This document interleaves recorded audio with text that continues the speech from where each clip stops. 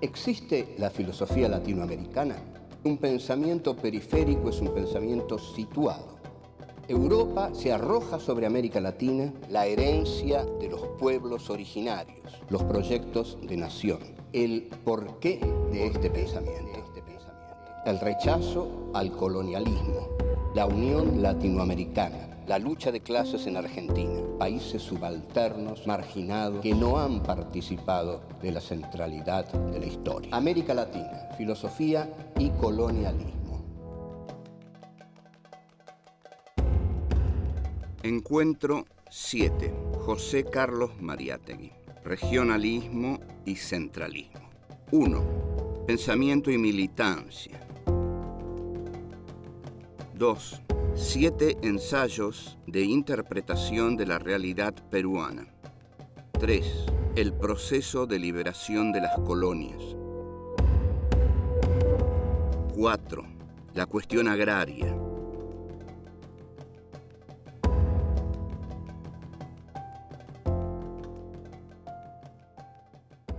Este es el encuentro número 7 de nuestro cuarto ciclo, Filosofía aquí y ahora. El título de este cuarto ciclo es América Latina, Filosofía y Colonialismo. Y el tema de este encuentro es José Carlos Mariátegui, que es el gran filósofo marxista peruano, que a la vez es el más grande filósofo marxista de América Latina. Lo cual les voy a decir en una tremenda agresión a los filósofos marxistas de América Latina, que no se necesita un mérito muy extraordinario para hacerlo, porque en general no han hecho más que repetir las fórmulas más elementales del padre del llamado socialismo científico, es decir, de Karl Marx. Pero, en cambio, José Carlos Mariátegui fue mucho más allá. José Carlos Mariátegui hizo la actitud esencial de un intelectual. ¿Cuál es la actitud esencial de un intelectual? Crear. Si un intelectual es marxista, no tiene que tomar la letra del marxismo como un dogma. Eso lo puede hacer el cura de alguna parroquia que está leyendo la Biblia y bueno, y ahí está la palabra divina a la cual él se va a someter. Pero un intelectual no se somete nunca, porque si no, no es un intelectual. Un intelectual vive en estado de creatividad, y esto es lo que José Carlos Mariátegui hizo frente al marxismo. El libro en el cual se condensa todo este saber, toda esta osadía intelectual de José Carlos Mariátegui es un libro célebre, que todos los marxistas de América Latina han leído, pero no han tomado su ejemplo. El libro es 7 ensayos de interpretación de la realidad peruana y es de 1928. O sea, ahí Mariátegui consolida su obra más importante. Mariátegui fue un hombre de un pensamiento vigoroso, pero de una salud endeble, ¿no? Es un caso típico y atípico, digamos. Podríamos decir que Nietzsche fue un tipo así, ¿no? De un pensamiento vigoroso y una salud endeble. Mariátegui tiene, desde muy niño, tiene problemas muy graves. Tiene un problema en la pierna que le causa lo que causan este tipo de problemas, una disminución frente a la mirada del otro. La mirada del otro es la que te hace en realidad un rengo, porque objetivamente es cierto, uno puede carecer de una pierna, pero carece de una pierna porque los otros lo miran. Esta es realmente la tragedia.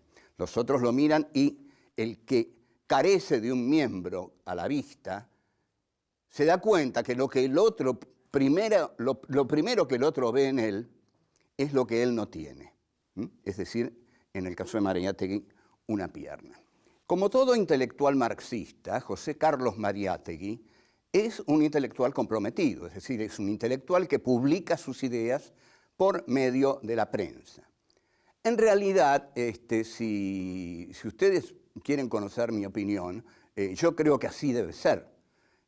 Que un intelectual no se puede andar escondiendo en ninguna torre de marfil, que no se puede estar escondiendo en una institución como la universidad, por ejemplo, sino que realmente tiene que dar su palabra, tiene que dar su opinión, porque para algo ha tenido estudios avanzados. Cuando se tienen estudios avanzados, hay una comprensión que suele ser más profunda y más organizativa de la realidad, que esto es lo que hace Mariátegui. Ahora, esto tiene sus riesgos, el riesgo frecuente que tienen los intelectuales es el de ser considerados ideólogos por el poder. Y para el poder, el ideólogo es muchas veces el causante de todo, porque es el que pone, y estas son las palabras del poder, la semilla de la insurrección o de la subversión en la cabeza de la gente. Por eso a Mariátegui, el presidente Leguía, tenía dos caminos: o lo mataba o lo mandaba a Europa. Como no podía matarlo, dada la coyuntura política y la importancia que había tomado Mariátegui, lo manda a Europa. Es decir, se puede interpretar esto como un exilio o como una, digamos, expulsión del país. Mariátegui se va a Europa y aprovecha mucho este viaje porque realmente Europa seguía siendo en ese momento el centro de la actividad intelectual. Participa de un congreso socialista, de muchos congresos socialistas, y conoce a personalidades excepcionales como Togliatti, que va a ser el jefe del Partido Comunista, y nada menos que Antonio Gramsci. O sea, Mariátegui encuentra las fuentes importantes de pensadores a los cuales él no solo admiraba, sino que tenía mucho para aprender de ellos. Vuelvo.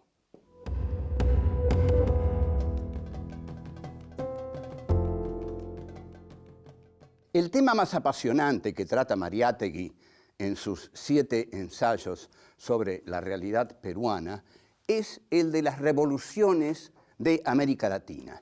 En este sentido, su pensamiento es muy original. Esas revoluciones, dice Mariátegui, no fueron revoluciones. Lo que esas revoluciones constituyeron, fue salir de la órbita hispánica que realmente monopolizaba el comercio de las colonias de América Latina. Al monopolizar el comercio de las colonias de América Latina, estas colonias quedaban fuera del libre comercio de la modernidad del occidente capitalista. Entonces, para Mariátegui era comprensible que las clases que dominaban a todos estos países quisieran entrar en relación con los países que hegemonizaban este desarrollo occidental capitalista, que eran fundamentalmente Gran Bretaña, el Imperio Británico, y Francia. España, además, ya no podía abastecer a las colonias. España era digamos, una monarquía en decadencia, una monarquía más o menos que podría ser comparada con el amo hegeliano, una monarquía dedicada al goce y no al trabajo, y en este sentido se contradecía tremendamente con Gran Bretaña, que era un imperio dedicado por completo al desarrollo de la industria, a la conquista de los territorios que necesitaba para obtener mercaderías, materias primas para su industria.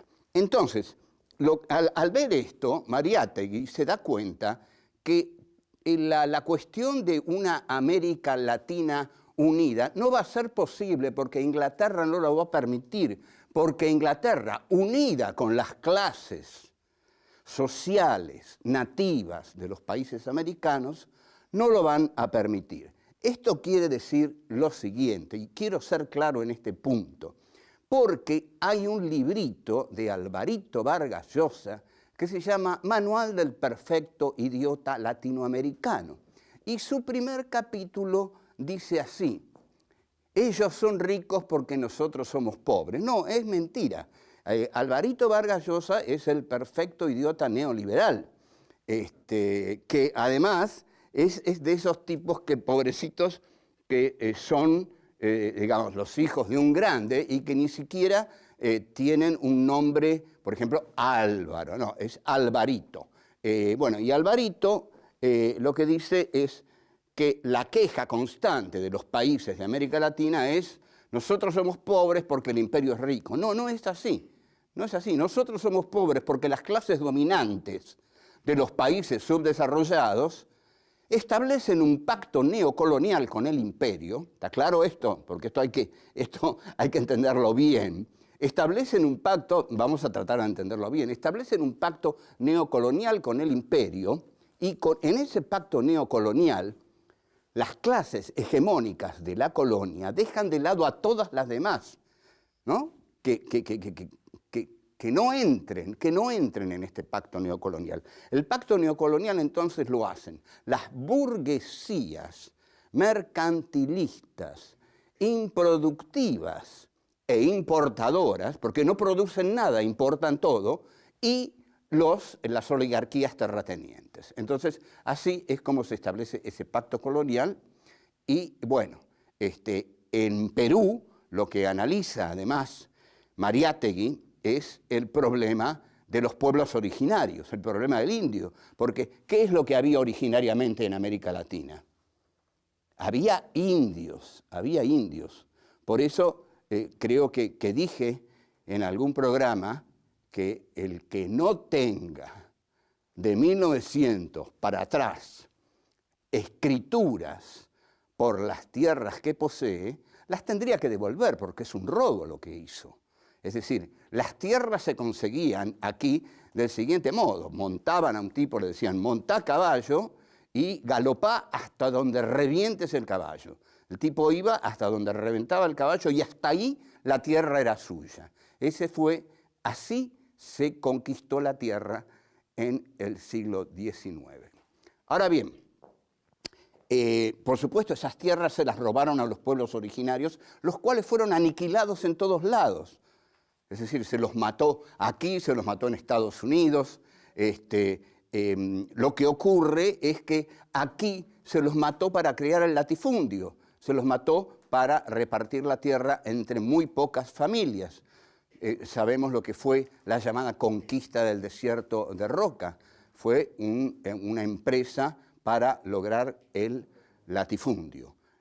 Mariátegui, cuando analiza el problema de los pueblos originarios, marca esto: los pueblos originarios fueron saqueados, se les quitó sus tierras. Y bueno, siguió adelante y nosotros vamos a seguir adelante con él. Vuelvo.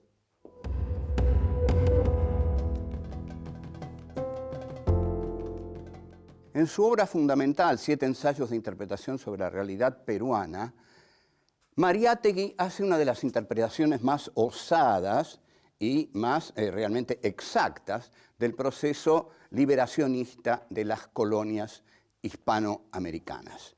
Este proceso no fue una revolución para Mariátegui, sino que fue el cambio de la sumisión hacia el monopolio español que ahogaba las economías de América Latina al condenarlas a trabajar únicamente con Cádiz, digamos, con el imperio español, que era un imperio totalmente decadente. Si nosotros nos fijamos en la figura del amo y el esclavo de Hegel, España sería el amo que vive del goce, mientras que, bueno, el esclavo trabaja. España, por otra parte, ya no podía abastecer a las colonias porque no tenía ese poder de hacerlo, mientras que desde las colonias lo que están viendo es que hay un imperio, que es el imperio británico, que es el que lleva la delantera en eso que llaman el tren de la historia, al cual hay que subirse o si no uno se queda atrás. Entonces, Mariátegui dice que, bueno, que está bien, que se ha liberado América Latina del imperio español monárquico decadente y que ahora América Latina se va a integrar a través de un intercambio cultural y económico al Imperio Británico y a Francia, pero fundamentalmente al Imperio Británico. Mariátegui no deja de ver las cosas que han quedado en el camino, las derrotas que ha implicado todo este proceso, y una de las derrotas más grandes es la del indio. La del indio es una de las derrotas más grandes en toda América Latina. Había un programa liberal para no dejar, en Perú, para no dejar totalmente de lado el problema de los indios, como ocurre en la Argentina, que hubo directamente una actitud de exterminio. Ahora, lo que ocurre en Perú es lo que ocurrió en Argentina.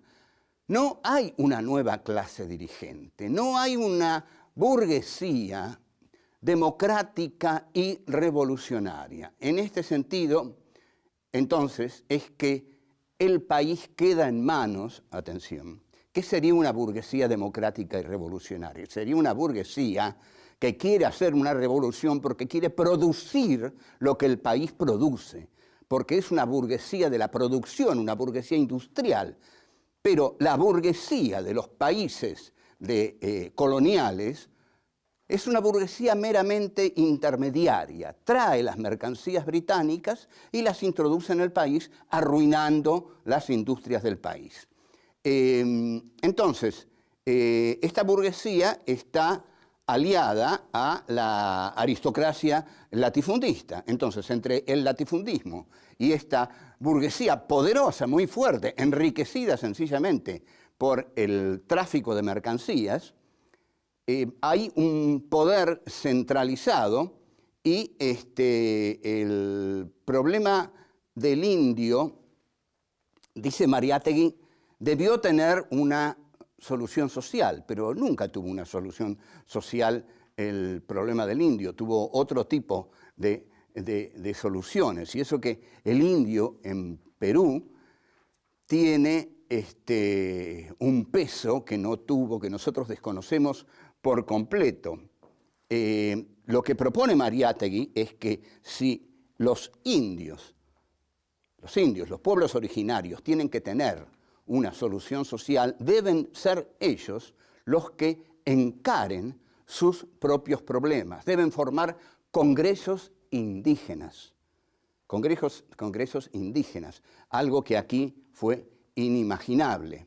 ¿Qué implican los congresos indígenas? Un congreso siempre implica una centralización. Una centralización es una comunicación entre los grupos de distintas regiones que se reúnen en un congreso para discutir los problemas de cada uno de esos grupos. Justamente un congreso es el diálogo entre los distintos grupos de pueblos originarios que se reúnen para, bueno, decir, está pasando esto, está pasando aquello, y hay 4 millones de personas ahí, pero no, 4 millones de personas, digamos, el número es muy difícil que se transforme en fuerza si no hay una ideología profunda de unificación.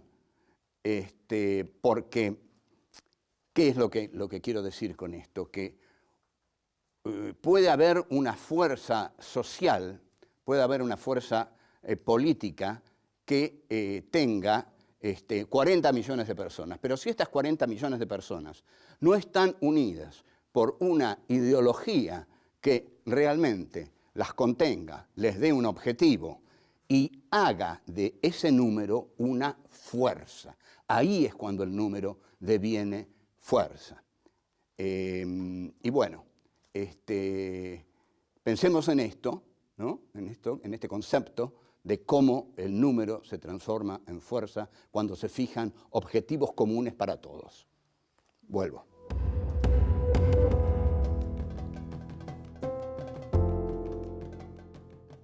El tema fundamental que va a tratar Mariátegui en los 7 ensayos es el tema de la cuestión agraria. El tema de la cuestión agraria es un tema esencialmente injusto porque, por supuesto, siempre el tema de la cuestión agraria está mal resuelto en América Latina, porque la distribución de la tierra en América Latina es terriblemente desigual. Entonces, el régimen feudal, que se caracteriza justamente por una centralización de la tierra en la figura del señor feudal, debió ser reemplazado por las revoluciones latinoamericanas. Pero no fue reemplazado. Las tierras siguieron teniendo un carácter centralizado en pocas familias. En el Perú, dice Mariátegui, no hemos tenido en 100 años una clase burguesa. Una clase burguesa sería una clase realmente revolucionaria, productiva y que negociara para vender sus productos en el mercado externo y no importar los productos de la metrópoli. Ahora, esta falta de igualdad en el tratamiento de la tierra es una de las grandes trabas del desarrollo. Por supuesto también, porque si la tierra pertenece a 10, 15 familias, la tierra no va a ser trabajada. Es decir, la van a trabajar los peones que están a sueldo de esas familias, pero el peón no trabaja la tierra del mismo modo cuando la trabaja para el patrón por 30 pesos que cuando la trabaja para sí mismo y para su familia y para mantener su hogar. Mariátegui, por supuesto, esto es notable, ¿a qué apela? ¿Qué es lo que puede solucionar esto? Una intervención del Estado, pero de un Estado revolucionario que haga una reforma agraria. Esto no ocurrió nunca, lo intentó Artigas, pero no sucedió nunca en América Latina. La oligarquía de América Latina nunca perdió la posesión abundante y extensa de sus tierras. No hubo un Estado intervencionista que interviniera en la, distribución de la tierra y dijera, no señores, esto no puede ser. Usted no puede tener 800.000 hectáreas y su vecino 3 hectáreas. Entonces, hay una intervención ahí del Estado que hace una política nacionalista.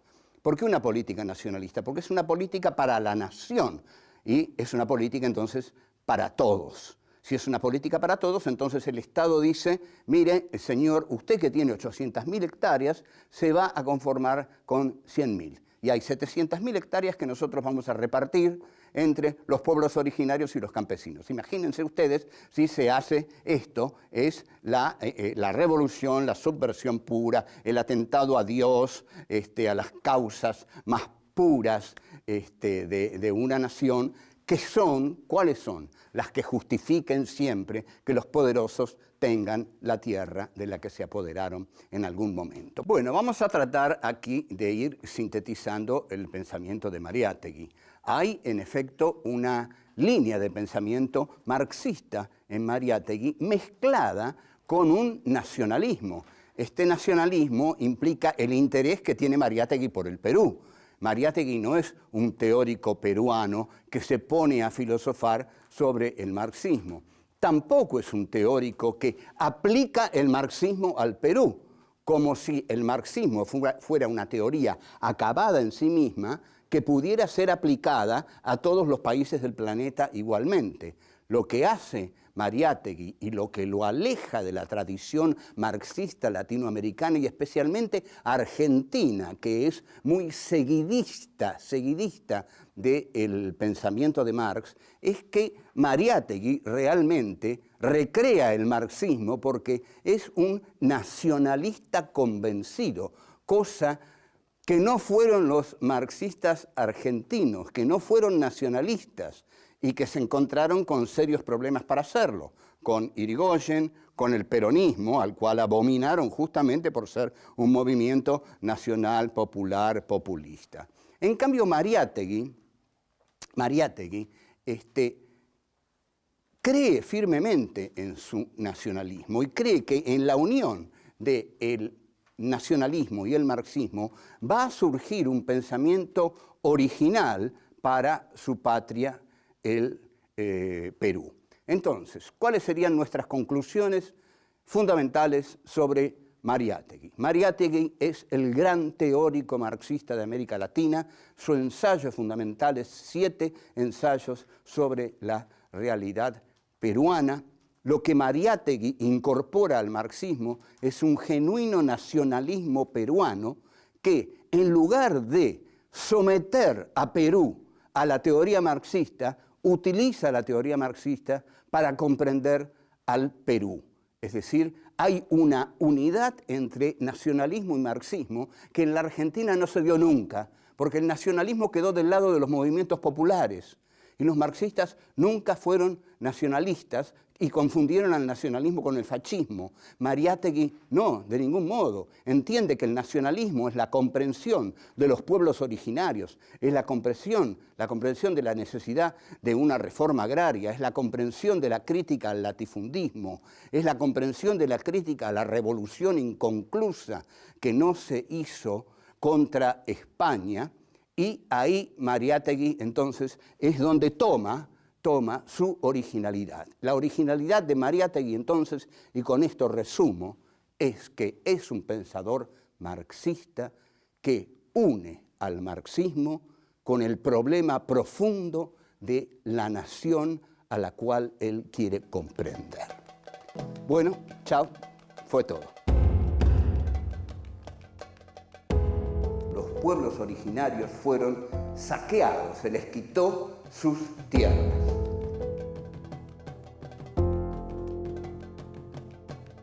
Hay una unidad entre nacionalismo y marxismo que en la Argentina no se dio nunca.